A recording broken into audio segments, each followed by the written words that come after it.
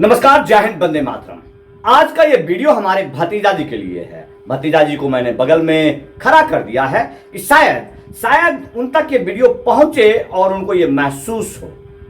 उसका उदाहरण के लिए मैंने जो प्रस्तुति दी है वो प्रस्तुति कहता है कि आपको पता होगा कि देश ही नहीं दुनिया में खास करके शहनाई को जब राष्ट्रीय यात्रा पर ले जाया गया तो कितनी ख्याति प्राप्त हुई। जानते हो क्या है? वो एक सरकंडा, जो कि बहुत जगह अलग अलग नामों से भी जाना जाता है।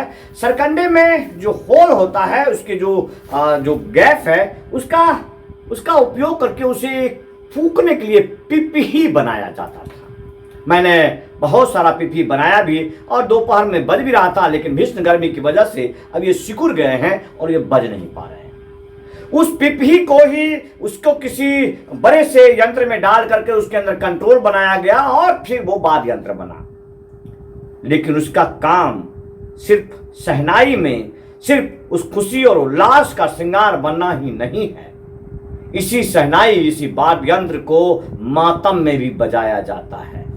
अर्थात आप पर निर्भर करता है कि आप किस रूप में उसको फूक रहे हैं और उसी रूप में उसका स्वर निकलता है, धुन निकलता है, लोगों के विचारों को भाव विभोर कर देता है, कभी उत्साहित करता है, कभी मातम में डाल देता है। दूसरी बात, आप भतीजा जी को अच्छी तरह से समझने के लिए एक और कहावत हम आपको बता देते हैं। एक हितोपदेश कहानी के अनुसार एक साधु महाराज जंगल में रहते थे और जंगल में वो बहुत सारे तोते को पाल कर रखे थे। उन तोते को सिखाते थे, उन रतन तोते को सिखाते थे, शिकारी आएगा जाना डालेगा, जाल में फंसना नहीं। और इस प्रकार से वो अक्सर उनको सिखाते सिखाते जब उन्हें लगा कि अब ये तोते सुबह से लेकर शाम तक इन रागों को गाते हैं तो क्यों ना इसको आजमाया जाए, उन्होंने माया रूपी एक जाल को बिछाया, उसमें दाना डाला और तमाम तोते झुंड उड़ रहे थे। उड़ते उड़ते पेड़ के नीचे गए, उन जालों पर बैठे और बैठ करके भी वही गाना गा रहे थे जो साधु महाराज ने उन्हें सिखाया था। शिकारी आएगा, जाल बिछाएगा, दाना डालेगा, लोभ में फंसना नहीं। सभी तोते फंस गए और बाद में साधु महाराज को बड़ा अफसोस हुआ कि जो विद्या रतन है उस विद्या का आधार सिर्फ बेवकूफी हो सकता है। शायद वही कर रहे मनीष।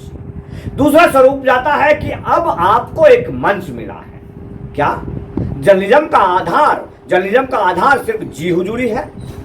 इसके आधार पर सिर्फ ही गुणगान करने के लिए बना है? तो क्या नहीं लगता आपको दुनिया की सबसे बड़ी पार्टी, जिसके आज दुनिया के सबसे बड़े नेता, यशस्वी नेता हमारे देश के प्रधानमंत्री श्री नरेंद्र दामोदर दास मोदी हैं, क्या उनके पास जयकारा करने के लिए लोगों की कमी थी?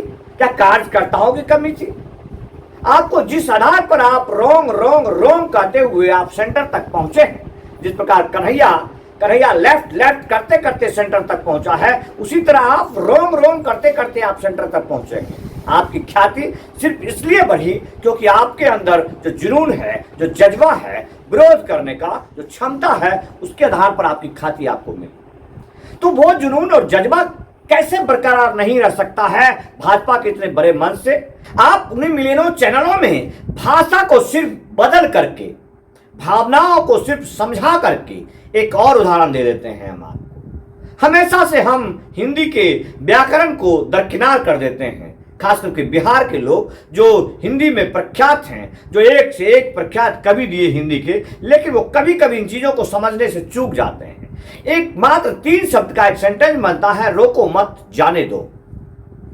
आप जब कभी भी इस लाइन को लिखेंगे, आप लिखकर प्रैक्टिस कीजिए कि आप लिखेंगे रोको कोमा मत जाने दो, उसका शब्दार्थ होता है कि रोको मत जाने दो उस व्यक्ति को। हो सकता है वो व्यक्ति नाराज हो, हमारे पास से जा रहा है, लेकिन वहीं आप जब रोको मत के आगे कोमा लगा देंगे तो उसका भाव संपूर्ण रूप से बदल जाता है। तब होता है रोको मत जाने दो, अर्थात उस आदमी को मत रोको, उसे जाने दो।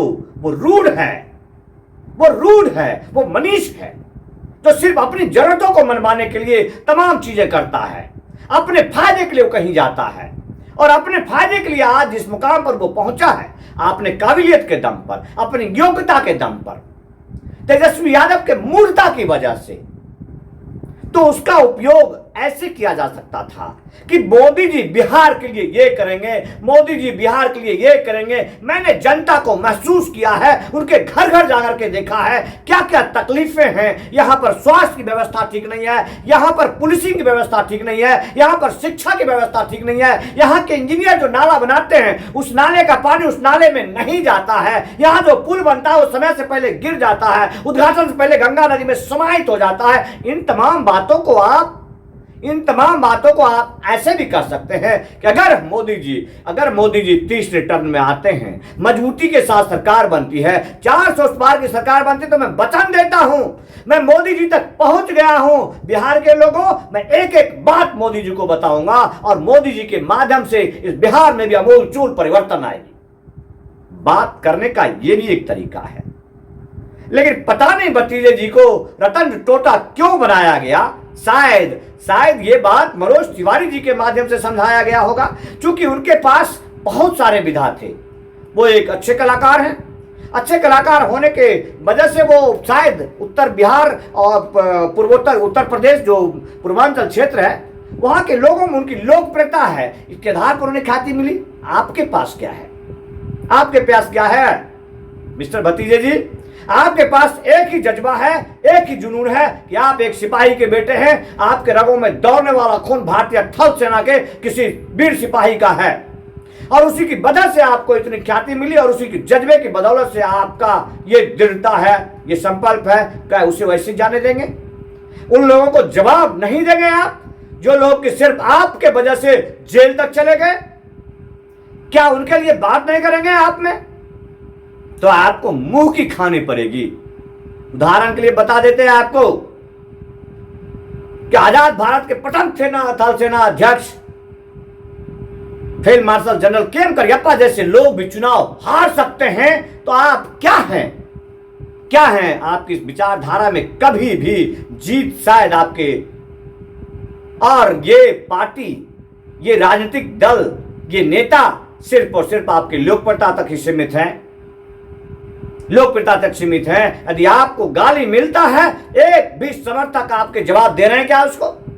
ऐसा ही एक आध मर्द है जो रिश्ते में आपका लगता है दम है, तो मेरे चैनल पर मैंने जितना समर्थन का डालता हूं वीडियो, कोई गाली दे के दिखाए। जीव लंबा ना कर दिया खींच के तो कहिएगा, लेकिन आप वक्त है, देरी सही रास्ते पर आइए।